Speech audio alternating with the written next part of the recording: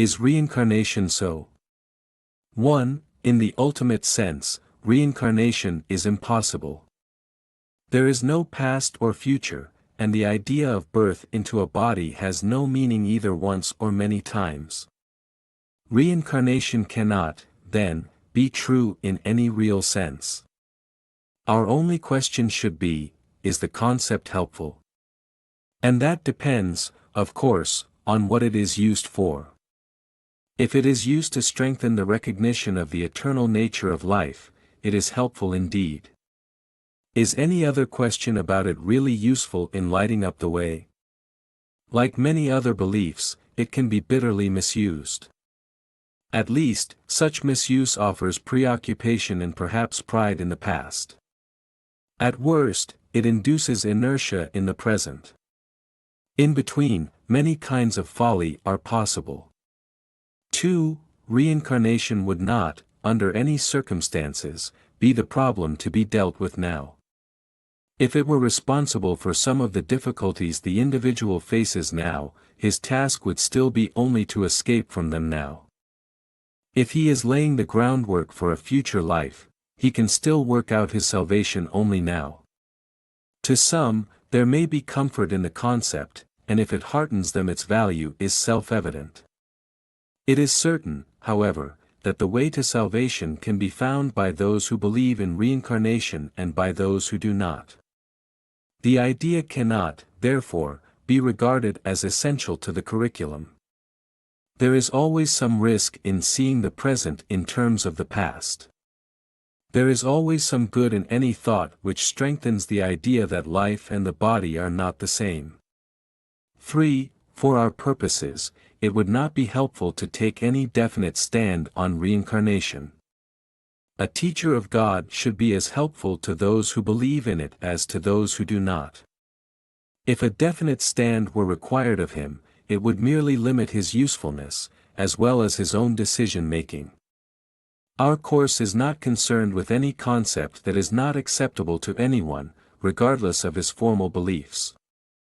His ego will be enough for him to cope with, and it is not the part of wisdom to add sectarian controversies to his burdens. Nor would there be an advantage in his premature acceptance of the course merely because it advocates a long-held belief of his own. 4. It cannot be too strongly emphasized that this course aims at a complete reversal of thought. When this is finally accomplished, issues such as the validity of reincarnation become meaningless. Until then, they are likely to be merely controversial. The teacher of God is, therefore, wise to step away from all such questions, for he has much to teach and learn apart from them. He should both learn and teach that theoretical issues but waste time, draining it away from its appointed purpose. If there are aspects to any concept or belief that will be helpful, he will be told about it. He will also be told how to use it. What more need he know? 5. Does this mean that the teacher of God should not believe in reincarnation himself, or discuss it with others who do? The answer is, certainly not. If he does believe in reincarnation, it would be a mistake for him to renounce the belief unless his internal teacher so advised. And this is most unlikely. He might be advised that he is misusing the belief in some way that is detrimental to his pupil's advance or his own. Reinterpretation would then be recommended, because it is necessary.